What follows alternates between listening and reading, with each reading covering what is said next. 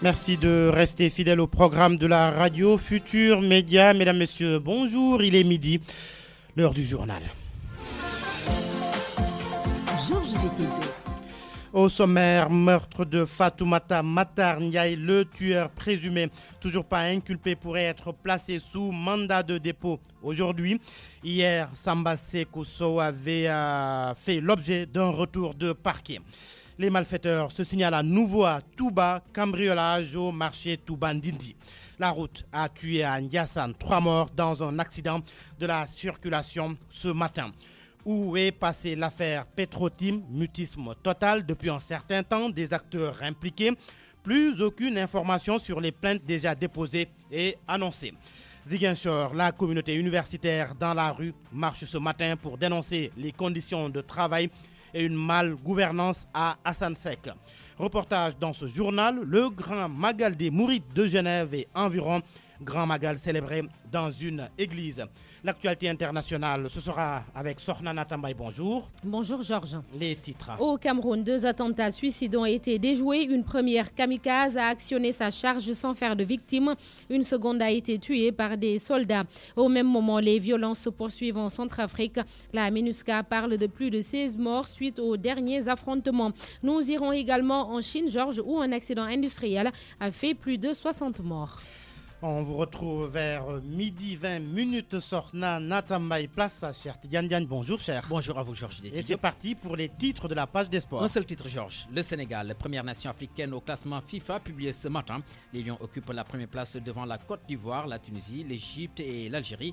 Vous entendrez dans ce journal le directeur technique national Maïs Mar qui demande à poursuivre le travail. À suivre la chronique du jour, la chronique de Abdoulaye Ndiaye. À suivre aussi la revue de presse de Mohamed Talimouba. Notez la FIDAC, la foire internationale de Dakar, ouverture cet après-midi de la 25e édition. Le journal de la foire en fin d'édition. Serigne Salioudem assure la partie technique. Bienvenue à toutes et à tous. RFM Midi. Georges Bétédio. La route a encore tué à Ndiassane dans le département de Tivavone. 3 morts dans un accident de la circulation ce matin. 2 des 3 victimes sont des frères, de même père et de même mère. 2 véhicules particuliers sont entrés en collision chez Anta Diop.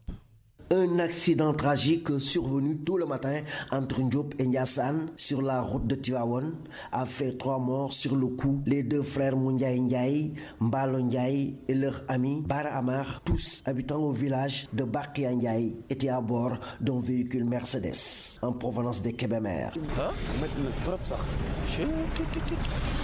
li nga xam rob bees tàq la ah rob bees la après l'autre waa ñu baal jël naa ko ok léegi actuellement tu as tous les 3 troisième victime troisième corps sans vie non identifié Bara Amar né 12 1990 lieu hey on tout dawal avancel. Un témoin explique les circonstances de l'accident. Man Cheikh Ndiaye laa tudd oto bi moo doon génn waaw Mercedes bi mu génnee jàkkaarloog 4x4 bi mënatut a taxaw nag mu mbëkkantee oto bi. Leur véhicule roulait à vive allure et voulait éviter un autre véhicule.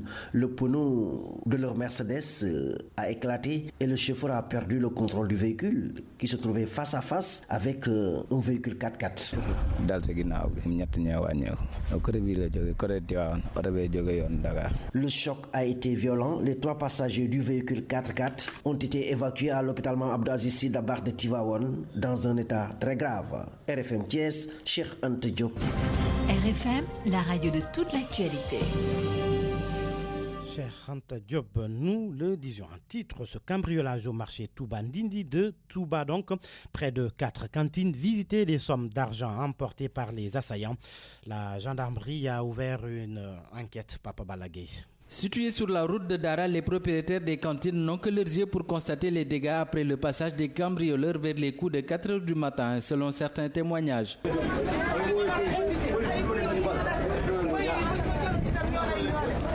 Victime, Ali évalue les dégâts, tout surpris par l'état de sa boutique au petit matin. Waaw, fii daal bi ma ñëwee fekk naa mu am désordre J'ai trouvé la boutique sans dessous-dessus. Ils cherchaient certainement de l'argent. J'ai trouvé le comptoir carrément vidé de son contenu. J'ai trouvé les bagages éparpillés un peu partout dans la boutique. Ils ont emporté de l'argent que je n'arrive pas à évaluer.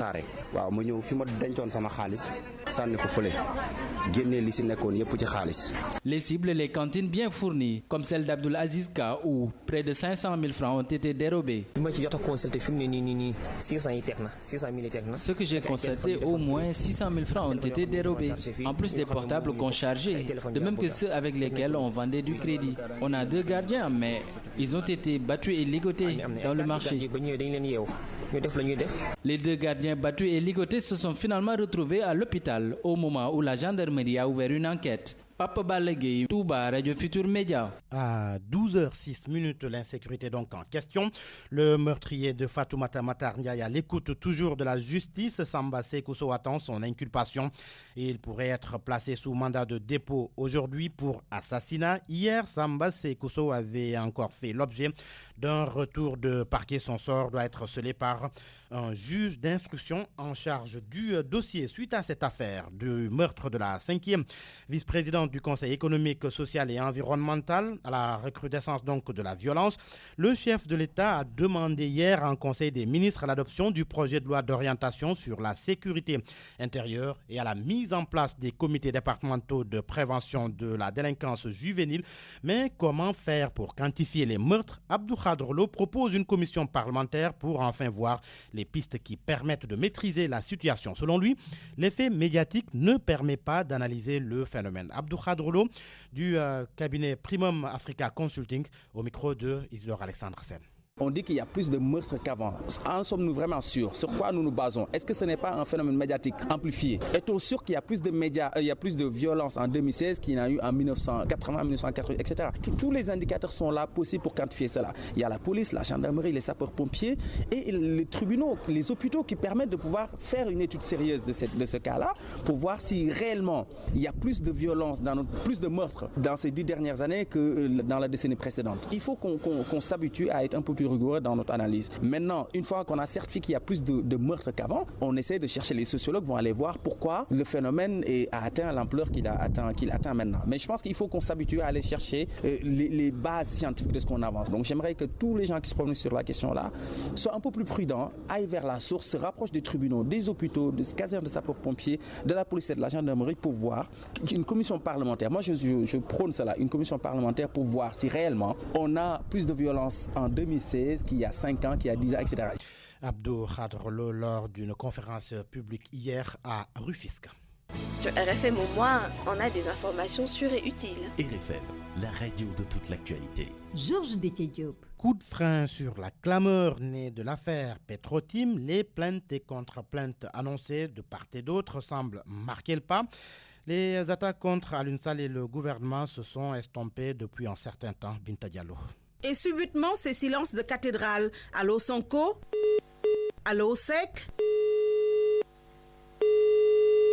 Comme pour dire, Ousmane et Birahim se sont tus depuis que le Premier ministre Abdoulaye Dione a sifflé la fin de la récréation pétrolière. Le 20 septembre 2016, le PM avait ouvertement adressé des menaces à quiconque véhiculerait désormais des informations non fondées sur les péripéties de cession liées à l'affaire Petrotim. Des menaces qui depuis semblent porter ses fruits. La clameur s'est estompée après la marche réprimée de l'opposition regroupée au sein de la coalition Wattu Sénégal. Cette coalition d'ailleurs avait décidé de porter plainte contre Aliou Sall, le frère du président de la République, et contre Franck Timis. La plainte, aux dernières nouvelles obtenues du côté d'un des membres, est que les avocats devraient en parler demain face à la presse. Et puisqu'une plainte en cacherait bien d'autres, celle de Franck Timis, le patron de Petrotim, a été bel et bien déposée auprès du procureur de la République du Sénégal contre la coalition Wattu Sénégal. L'avocat de Franck Timis, maître El Hadj Diouf, que nous avons joint par téléphone, renseigne que ce qui explique la lenteur, c'est parce que le patron du parquet sénégalais était en vacances judiciaires. Donc, ça devrait bouger bientôt puisque les vacances judiciaires ont pris fin. L'affaire Petrotim reste donc toujours une nébuleuse malgré les explications du chef du gouvernement et quiconque en parlerait sans preuve sera envoyé en prison. Abdoulaye Dione se veut clair. En attendant, la bataille judiciaire. Bint Diallo. Tension sociale à l'université Assane Seck de Ziguinchor, marche de protestation ce matin, marche des étudiants, enseignants et personnels administratifs, procession pour dénoncer les mauvaises conditions de travail et une malgouvernance. Ils ont invité les autorités à prendre leurs responsabilités pour mettre un terme au climat jugé délétère. Lamine Ba. Du rond-point Belali à la gouvernance, ils ont scandé des slogans hostiles à la manière dont l'université Assane Seck est gérée en ce moment. Eux, ce sont les membres du personnel administratif et technique, les enseignants ainsi que les étudiants de l'université de Ziguinchor. On exige le respect des accords. Les raisons qui ont motivé la tenue de la marche de protestation sont nombreuses et variées. Moi, c'est Sida Tane, secrétaire général du SATUC. C'est pour protester contre le budget de l'université Assane Seck de Ziguinchor qui est très insuffisant. Et l'autre problème que nous voulons en tout cas souligner à travers cette marche, c'est le problème de la malgouvernance de l'université. Aujourd'hui, l'université traverse des moments très difficiles et nous avons jugé nécessaire avec l'ensemble de la communauté universitaire de marcher en tout cas pour protester. Comme vous l'entendez, tout va mal. C'est que tout va mal à l'université Assane de Ziguinchor. Cheikh Diop, chargé de communication du SAES. Le SAES fait partie de la marche. Les gens veulent des conditions de travail meilleures que celles qui sont actuellement en vigueur. Ibrahim aussi, représentant des étudiants de l'université Assane Seck de Ziguinchor. On réclame non seulement l'autonomisation, mais parce que la gestion de l'université, ça concerne également les étudiants. Le 19 décembre, à part cette marche-là, nous, on arrête carrément tout service à l'université Assane Seck de Ziguinchor. Ils sont formels. Il est temps que l'État prenne ses responsabilités par rapport à ce qui se passe à l'université Assane Seck de Ziguinchor. Sida Tissane, secrétaire général du SATUC. Il faut que l'État prenne ses responsabilités par rapport à ce qui se passe aujourd'hui à l'université Assane de Ziguinchor. Je pense que ça, c'est d'abord un plan d'action parmi tant d'autres certainement qui vont se dérouler au cours de l'année. La marche de ce matin s'est tenue au moment où s'ouvrait à l'université un colloque international sur le code des obligations civiles et commerciales, rencontre à laquelle prennent part des universitaires venus de la sous-région et de la France.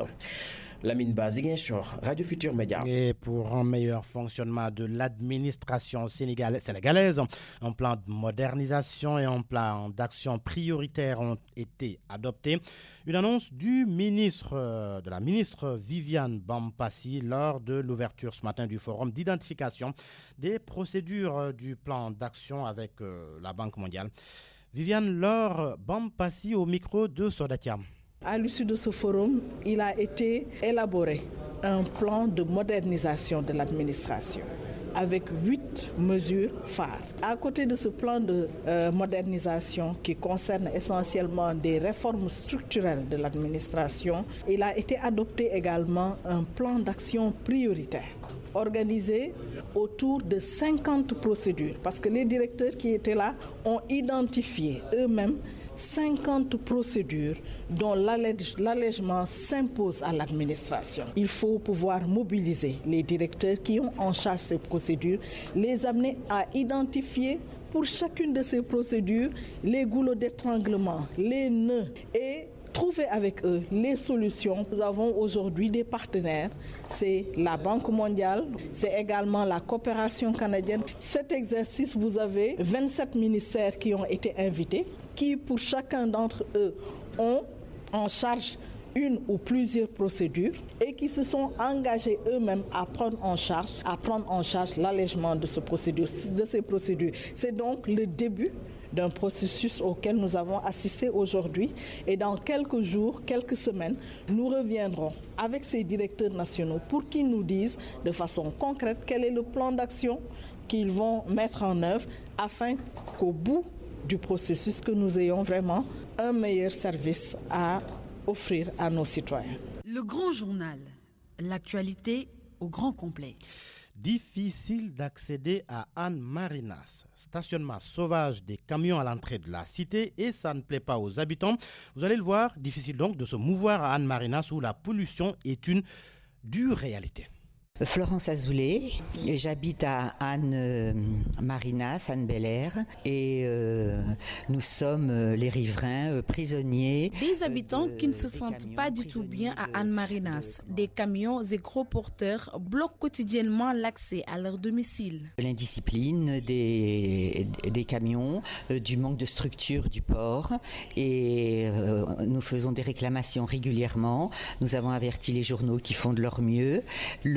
directeur du port avait même fait un grand article dans le journal pour dire qu'ils allaient réguler ce problème de circulation, et rien n'est fait. À l'entrée comme à la sortie de la cité, c'est la croix et la bannière pour les automobilistes. Ce quinquagénaire qui a son service dans la cité a trouvé la solution pour ne pas tomber dans le piège des embouteillages. La plupart des camions, c'est des camions maliens qui nous font vivre un affaire extraordinaire. Même tu vois, moi je suis en train de marcher là, alors que j'ai garé mon véhicule à l'intérieur de mon service pour faire 1 à 2 km des fois pour régler un problème. Je n'ai jamais vu un policier ici sur la route des hydrocarbures pour pouvoir régulariser la circulation. À Anne-Marinas, ce n'est pas seulement les bouchons, la pollution fait partie de leur quotidien. Hier, par exemple, là, on n'y voyait même pas à 100 mètres tellement il y a de pollution. Ils rejettent, leur pot d'échappement rejette toutes les saletés possibles. Ah oui, non, c'est absolument dramatique, ça devient catastrophique. Face à ces nombreuses difficultés, les habitants de Anne-Marinas, voisins du port de Dakar, ont interpellé les autorités compétentes, mais jusqu'ici sans issue. Reportage de Yari Kamara. Bienvenue sur Nana Tambaye. Merci Georges. RFM. L'actualité internationale. Sorna Tambaye pour l'actualité hors du Sénégal. Sorna, on démarre par le Cameroun. 2 attentats suicides ont été déjoués. Alors, des attentats qui impliquent 2 kamikazes. L'une n'a pas réussi à actionner sa charge alors que la deuxième a été abattue par l'armée.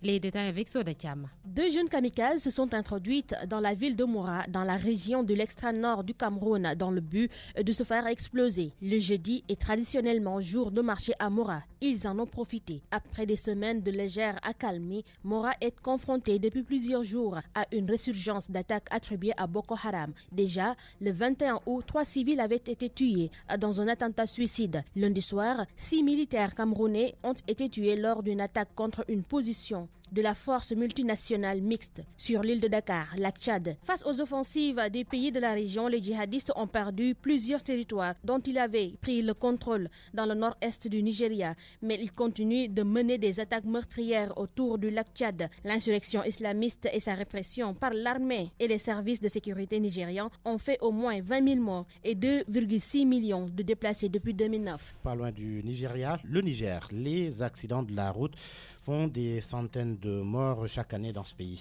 Ce sont des chiffres alarmants, Georges, communiqués par le ministère des Transports. 800 morts chaque année. Entre 2011 et 2015, il y a eu 4036 décès dans 31 290 accidents officiellement recensés. Comme dans certains pays, les accidents sont généralement dus aux excès de vitesse, au téléphone au volant, aux effets de stupéfiants et à l'alcool. Selon les statistiques officielles, le Niger détient plus de 37% du taux des accidents de la route dans la communauté économique des États de l'Afrique de l'Ouest, CEDEAO. En Centrafrique, la MINUSCA fait le bilan des derniers affrontements dans le pays. Alors Georges, les dernières violences entre groupes armés ont coûté la vie à 16 personnes et ont déplacé plusieurs milliers de civils. La MINUSCA met en garde contre les assassinats ciblés visant des Peuls. Les 2 factions de l'ex-Séléka s'accusent mutuellement avec pour enjeu le contrôle des taxes prélevées sur les éleveurs Peuls en cette saison des transhumances. Le gouvernement tente de rallier l'ensemble des 14 groupes armés qu'il a identifiés à un accord de désarmement pour consolider une paix fragile dans ce pays ruiné sans État ni force de sécurité. Les larmes de la Chine. Un accident industriel a fait au moins 60 morts. Oui, une plateforme en construction s'est écroulée sur le site d'une centrale électrique. Les autorités ont confirmé la mort de plus de 60 personnes. Il y aurait encore un nombre inconnu d'ouvriers sous les décombres. Plus de 200 secouristes avec leurs chiens renifleurs sont à la recherche des disparus. Les chiffres liés à l'insécurité au travail font peur en Chine. Dans la première moitié de cette année, 33 000 accidents de travail ont fait près de 20 000 morts et disparus. Les causes des contrôles de sécurité laxistes, les causes donc Georges, des contrôles de sécurité laxistes, la corruption et la course au profit. Merci Sorna Natambaye. RFM Sport. Il est là, cher Tidiane Diagne. Oui. Bonjour, cher. Bonjour à vous, Georges. Classement FIFA pour démarrer cette page des sports. Le Sénégal seul en tête de l'Afrique. C'est bien ça. Bien sûr, une première. Le Sénégal qui domine l'Afrique au classement FIFA du mois d'octobre. Les Lions sont en tête devant la Côte d'Ivoire, la Tunisie, l'Égypte et l'Algérie.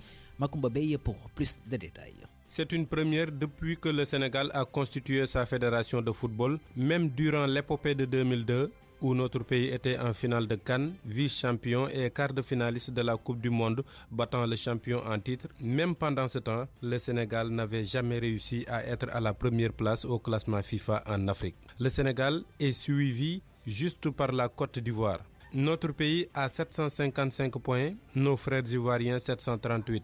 La Tunisie est 3e, l'Égypte 4e et l'Algérie 5e. L'Afrique du Sud, qui nous a récemment battus, occupe la 11e place derrière le Maroc, le Ghana et le Nigeria entre autres. Le Burkina Faso, un de nos adversaires aux éliminatoires de la Coupe du Monde, a aussi progressé de 17 places et se trouve à la 7e place. Au niveau mondial, le Sénégal est à la 33e place. L'Argentine est toujours en tête, suivie du Brésil, de l'Allemagne, du Chili et de la Belgique. La plus forte progression est à l'actif de l'Arménie qui gagne 38 places. La pire régression, le Tchad qui recule de 49 places. Makumba Bey qui s'incruste dans la page des sports et pour parler toujours de ce fait, les autorités sportives accueillent avec beaucoup de satisfaction cette nouvelle. Pour Maya Silmar, c'est le fruit d'un travail de longue haleine. Le directeur technique national demande toutefois de continuer le travail. Nous l'écoutons.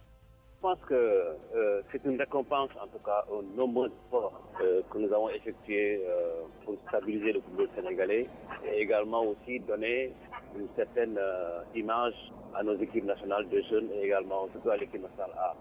Je pense qu'aujourd'hui, pour ceux qui suivent bien le football sénégalais, se rendent compte que partout au Sénégal, en tout cas, on joue au football. Nous avons aujourd'hui réussi à fédérer le football national à tous les niveaux, au niveau des régions, au niveau des départements et au niveau des districts. Nous avons une N2 qui se joue avec 4 poules de 8. Nous avons une N1 qui se joue nationale avec 2 poules de 12. Nous avons une ligue professionnelle de Ligue 2 et nous avons une ligue professionnelle de Ligue 1. Et nous avons également la base également au niveau d'un championnat régional dans chaque région. Je crois que cela montre encore une fois le travail qu'on est en train de mettre en place. Au niveau des équipes nationales également aussi, naturellement, vous vous rendez compte que de plus en plus, nous nous installons, en tout cas au niveau des jeunes catégories, dans les places honorables, n'est-ce pas? Participation à des CAN, n'est-ce pas? Je crois qu'aujourd'hui, l'équipe nationale vient également aussi de parapher sa participation à la CAN, n'est-ce pas, qui va se jouer au Gabon. Il y a autant de matchs, autant de victoires que de matchs. Cela montre encore une fois que la santé du football sénégalais. Et je crois que la récompense, c'est effectivement la première place que nous octroie la première nation africaine. Je crois que le Sénégal doit s'en féliciter, tous les Sénégalais doivent se reconnaître dans ce travail-là. Et je crois qu'il faut continuer à travailler. Et je pense qu'en tout cas, que ce qui va venir en tout cas demain sera véritablement la meilleure des récompenses en tout cas pour les efforts consentis pour le football sénégalais. Maya Silmar, directeur technique national. Alors que les stades de Port-Gentil et OIM ne sont pas totalement prêts, le gouvernement gabonais se félicite de la décision de la Confédération africaine de football de confirmer une fois de plus la tenue de la CAN au Gabon. Dans un communiqué, la CAF a mis fin aux rumeurs sur la délocalisation de la compétition. Le point à Libreville avec Yves Antonio Ogula. Le communiqué de la Confédération africaine de football est une grosse bouffée d'oxygène pour le gouvernement gabonais. Les rumeurs persistantes de la délocalisation de la CAN Gabon 2017 sont fausses. Il n'a jamais été question de trouver un autre pays pour abriter cet événement sportif majeur, précise l'institution continentale du football qui a dû réagir parce que depuis quelque temps, à travers les réseaux sociaux et la presse, il se dit que la CAF a un plan B pour la CAN. Allusion faite à la visite effectuée par le président Issa Yatou au Maroc en début de semaine. Certes, sur le terrain, à moins de 2 mois de la compétition, tout n'est pas encore prêt. Les 2 stades de Port-Gentil et d'OIM sont en voie de finition. Celui de Port-Gentil a un problème de pelouse et un autre au niveau du système d'évacuation des eaux. Il y a quelques jours, la Confédération africaine de football s'est urgemment rendue dans la capitale économique du Gabon pour trouver une solution. Les 2 stades sont visiblement en retard dans l'achèvement des travaux. L'inauguration prévue a été reportée. C'est en principe le 15 décembre prochain que sera livré le stade de Port-Gentil. Celui d'OIM, aucune date n'a été retenue jusque-là. Yves Antonio Ogula, Libreville, RFM. Yves Antonio Ogula, cher, l'Europa League prend ce soir le relais de la Ligue des Champions. C'est avec la 5e et avant-dernière journée, entre autres rencontres prévues ce soir, Georges. Manchester United qui accueille Feyenoord de Rotterdam, c'est un club hollandais. Saint-Etienne fait face à l'équipe de Mayence, Victoria Pilsens de la République tchèque, se déplace en Italie pour y croiser AS Roma. Schalke 04 OGC Nice est aussi prévu ce soir. tout comme FC Zurich contre le Villarreal. L'on change de discipline. CAN féminine de handball, le Sénégal dans la dernière ligne de sa préparation. Ah oui, les Lions qui disputent ce soir leur dernier match amical contre un club français avant de s'envoler samedi prochain pour Luanda. Après 2 rencontres amicales victorieuses contre l'Algérie et l'équipe espoir de la France, les protégés de Frédéric Bouchon sont à bloc pour réussir un bon coup. Nous allons écouter le président de la dite fédération, Seydou Diouf, que nous avons joint ce matin au téléphone à Paris. Ça veut dire simplement que nous avons un groupe qui a un niveau assez intéressant. Il y a eu un travail qui a été fait depuis quelque temps et c'est ce travail-là qui est en train de porter ses fruits. Maintenant, je reste prudent, ça reste des matchs amicaux. La réalité d'une compétition continentale est tout autre. Mais je pense que l'intérêt de ces matchs amicaux, c'est de permettre aux coachs de voir si les équipes maîtrisent bien le projet du jeu, tant en défense qu'en attaque, qu'il a pu élaborer depuis quelques stages maintenant. C'est la leçon qu'il faut en tirer. Nous avons rencontré l'Algérie qui participe à la CAN que nous avons battue. Nous avons rencontré l'équipe de France Espoir, de bonnes jeunes qui ont fait une très belle opposition à la sélection sénégalaise. Je pense que l'expérience a prévalu. Il faut dire aussi que le coach sur ce match-là fait tourner son groupe pour éviter des blessures parce que voilà, dans 48 heures, on devrait s'envoler pour Luanda. Mais ça reste des matchs amicaux. La réalité de la compétition sur Luanda, c'est que nous allons faire face à de grandes équipes. Un premier match qui va être extrêmement difficile face à une équipe qui, en décembre, était encore en championnat du monde. Je parle de la RDC. L'Angola qui nous a offert une excellente prestation, qui remplit tous les Africains de fierté lors des derniers Jeux Olympiques de Rio. Voilà, le Cameroun qui a une carte à jouer, qui en est conscient également. Voilà, ça va être une autre réalité. Maintenant, le dernier match, ce sera aujourd'hui. Après, ce sera le temps de la récupération. Après le temps de la récupération, le temps de la compétition, le Sénégal qui entre donc dans la danse avec la Coupe d'Afrique des Nations le 28 prochain. Et pour cette première rencontre, les Lions vont croiser la République démocratique du Congo-Georges. Merci, cher. RFM. L'info, c'est ici. L'info, c'est ici. Retour sur le Grand Magal, pas à Touba, mais en Suisse avec ce fait qui mérite attention. Samedi dernier, les Mourides de Genève et environ ont célébré le départ d'exil de Cheikh Ahmadou Bamba dans une église.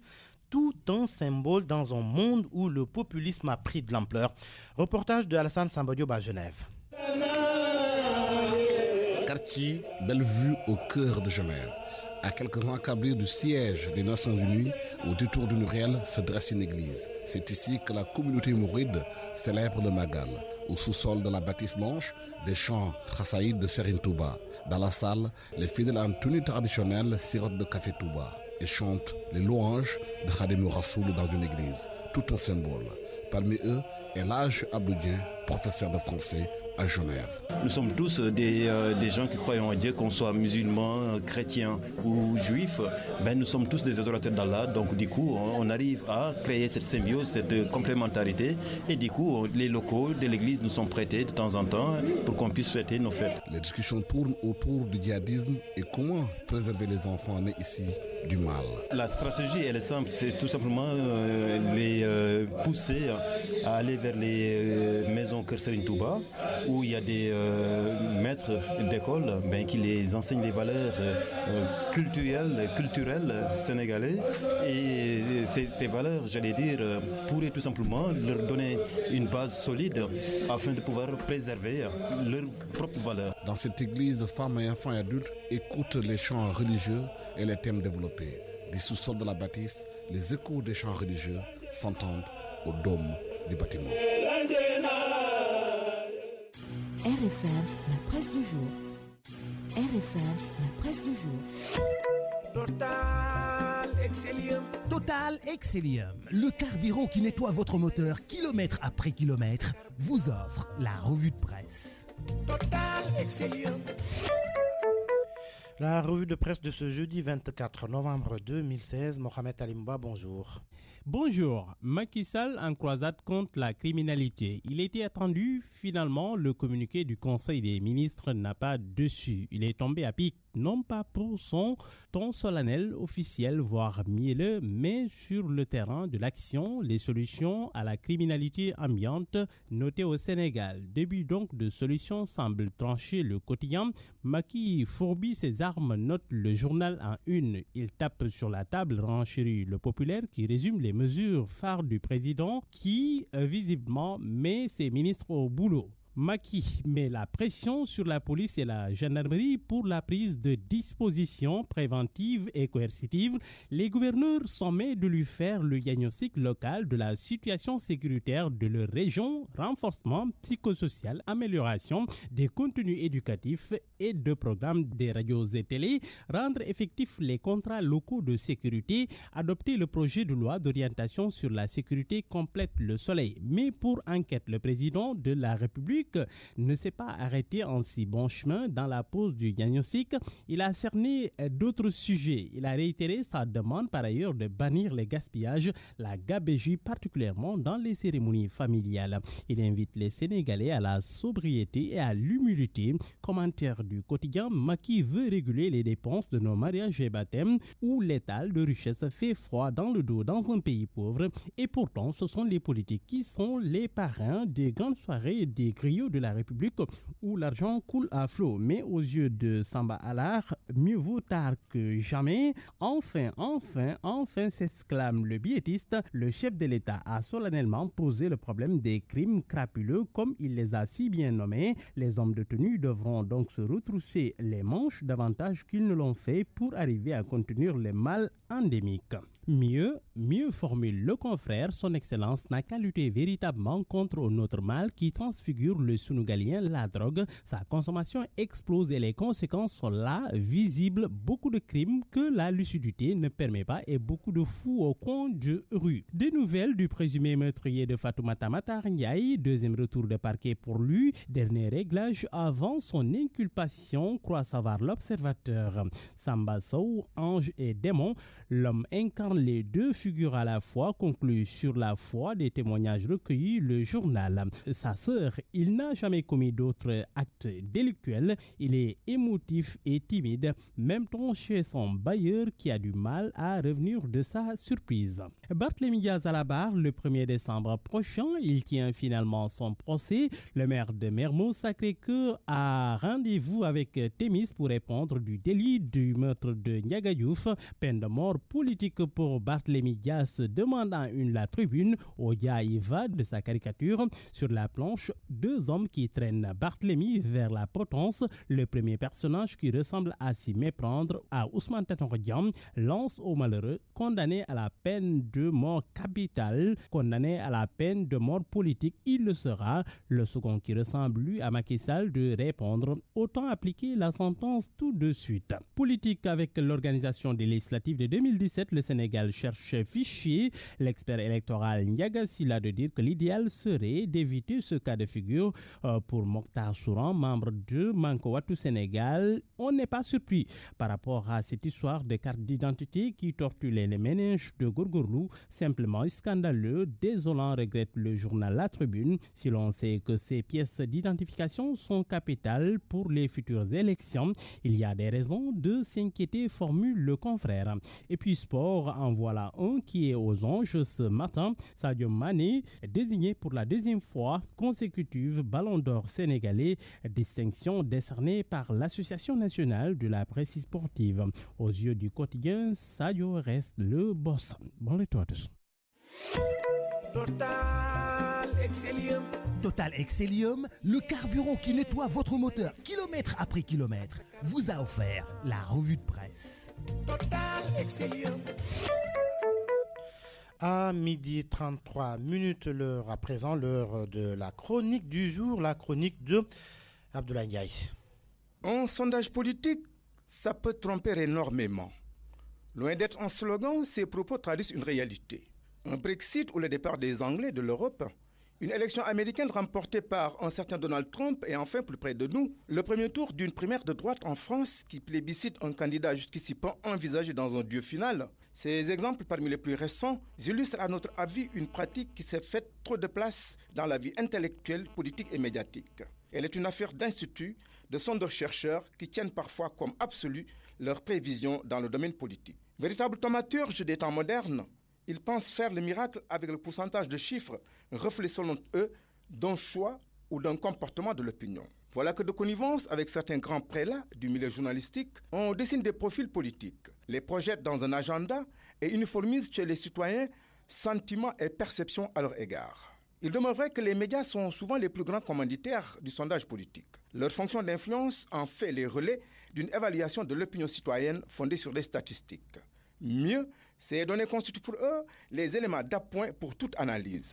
Résultat, ce qui ne devait être qu'une photographie devient un outil de prédication, un outil aux mains d'interprétateurs, journalistes, sciences politistes, historiens, pour ne citer que cela. Devons-nous oublier pour autant que l'histoire de certaines compétitions politiques de ces dernières années a été marquée dans de grands pays occidentaux par un décalage de résultats entre les études d'opinion et les faits électoraux. L'exemple qui revient souvent demeure l'élection présidentielle française de 2002. Des sondages ont un mois durant établi une confrontation de deuxième tour entre Chirac et Jospin. Au final, ce fut Le Pen de l'extrême droite face au président sortant. Et l'on s'interroge aujourd'hui sur une démocratie trop sondagière. On y impose une loi qui fausse parfois le jeu politique. Une mobilisation ou une démobilisation de l'électorat s'appuie en général sur des indicateurs tirés de sondages. Toutes les consultations y passent, des plus locales obéissant à des particularités de terroir, difficilement identifiables par une étude, à celles nationales où un échantillonnage peut oublier de prendre en compte une masse électorale inerte capable de bousculer un résultat. Ils appellent cela marge d'erreur, une expression indéfinissable qui marque les limites de tout sondage politique. Et nous donnons raison à ce confrère du Washington Post, instruit par les récentes élections américaines. Il prône une rupture avec les sondages, une pratique qui, selon lui, ne cesse d'entamer sa crédibilité au pays de l'oncle Sam depuis près d'une trentaine d'années. Nous n'irons pas jusqu'à dénier de tout intérêt les études d'opinion en politique. Reste qu'une certaine prudence s'impose dans leur utilisation. En ce qui nous concerne, seul un retour au journalisme d'enquête de terrain peut asseoir hypothèses et probabilités sur des faits, et non celui de l'interprétation à partir de données fussent-elles statistiques, c'est-à-dire procédant d'une démarche scientifique. Au Sénégal, bien des contraintes entourent la fabrication et la publication de sondages politiques. Un décret de mai 2011 a voulu rendre opérante une commission sur la question. En attendant, la pratique met du temps à entrer dans nos mœurs politiques. C'est la fin de ce midi, le rappel de ce qui a fait l'essentiel de l'actualité. Georges Déthié-Diop. Meurtre de Fatoumata Matar Ndiaye, le tueur présumé toujours pas inculpé, pourrait l'être aujourd'hui. Hier, Samba Sekoso avait fait l'objet d'un retour de parquet. Les malfaiteurs se sont signalés à nouveau à Touba, cambriolage au marché Touba Ndindi, 4 cantines visitées, de l'argent emporté. La gendarmerie a ouvert une enquête. Mais où est passée l'affaire Petro-Tim? Mutisme total depuis un certain temps des acteurs impliqués. Plus aucune information sur les plaintes déjà déposées et annoncées. Binta Diallo, vous l'avez suivi, a tenté d'en savoir davantage. Ziguinchor, la communauté universitaire dans la rue, une marche ce matin pour dénoncer les conditions de travail et une malgouvernance à l'université Hassan Sek. Merci à Serine Saludem qui a assuré la partie technique de cette édition. Merci à vous également de nous avoir suivis. À suivre après le journal de la 25e édition de la Foire internationale de Dakar. Dialgati Khibar, 13h, les infos en Wolof avec Sorna Ngonengom. Tout de suite donc, le journal de la FIDAK, Daouda Diouf.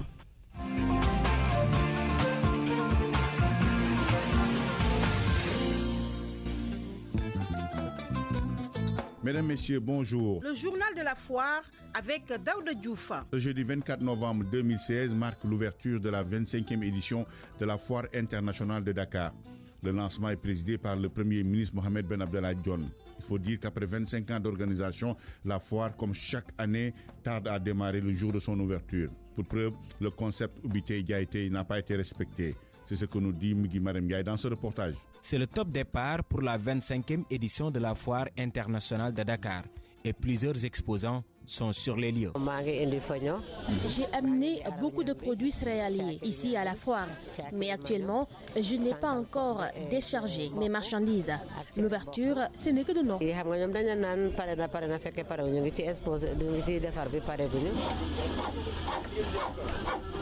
Dans plusieurs endroits visités, l'on se croirait dans un atelier de menuiserie. Les ouvriers, marteaux, scies et autres outils aux mains sont de plein pied dans les préparatifs. Un retard que déplore cette exposante assise devant son stand.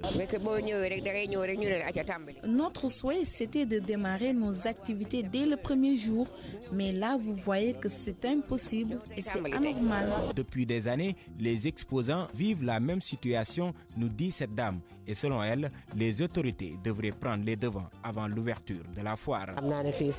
Les travaux sont inachevés, vous avez fait vous-même le constat. Nous vivons toujours la même situation, des mesures devraient être prises pour permettre aux exposants de démarrer dès l'ouverture. D'ici le week-end, peut-être nous allons démarrer les ventes. Ça prend forme pour la 25e édition de la foire internationale de Dakar. Les exposants venus de tous bords débarquent petit à petit au CICES. Migui Marem Ndiaye, nous restons toujours avec ces difficultés, mais cette fois-ci, c'est la demande d'emploi qui pose problème. Ils sont nombreux, ces hommes et ces femmes qui espèrent trouver le temps de la foire un petit emploi, mais cela devient difficile. Les filles rencontrées parlent de chantage, d'exploitation, là où les hommes dénoncent le favoritisme des filles. Nous les écoutons au micro de Migui Marem Ndiaye. Bien avant le Magal de Touba, j'y venais souvent, je faisais des va-et-vient, je déposais. Ils me disaient que les exposants n'étaient pas encore venus. Du coup, maintenant, ils sont là, on dépose nos CV et puis on attend. Vous avez dit 15 jours, moi et d'autres filles, d'autres personnes. Nous sommes nombreux en tout cas. Tu peux avoir un boulot facilement. Ça, c'est ce qu'on appelle la promotion canapé. Ils te font faire des choses, des trucs. En revanche, ils te donnent du boulot. Et nous, vraiment, nous sommes des musulmans, nous croyons en Allah et nous croyons à notre destin. Nous cherchons du boulot. Si on en a, on reste, on bosse. Si on n'en a pas, on rentre chez nous. Vous ne voulez pas être dépendante? Non, nous voulons avoir une autonomie financière, être indépendante parce que vraiment nos parents sont fatigués. Sincèrement, depuis notre enfance, ils sont là, ils nous aident. Maintenant, on a 24, 25 et poussières et nous, vraiment, c'est le temps d'être indépendante. On est désespéré, on n'a rien à faire à la fac. Bon, on est obligé de voir qu'est-ce qu'on peut faire pour gagner notre vie. Ce qui nous pose un peu de problème, c'est que bon, il y a des non-dits parce que on ne sait pas comment on peut appeler ça, mais ici on n'évalue pas ou bien on ne juge pas les personnes selon leurs compétences, mais selon seulement leur sexe. Et donc ça semble un peu vraiment compliqué même à déterminer pourquoi cela, parce que cela.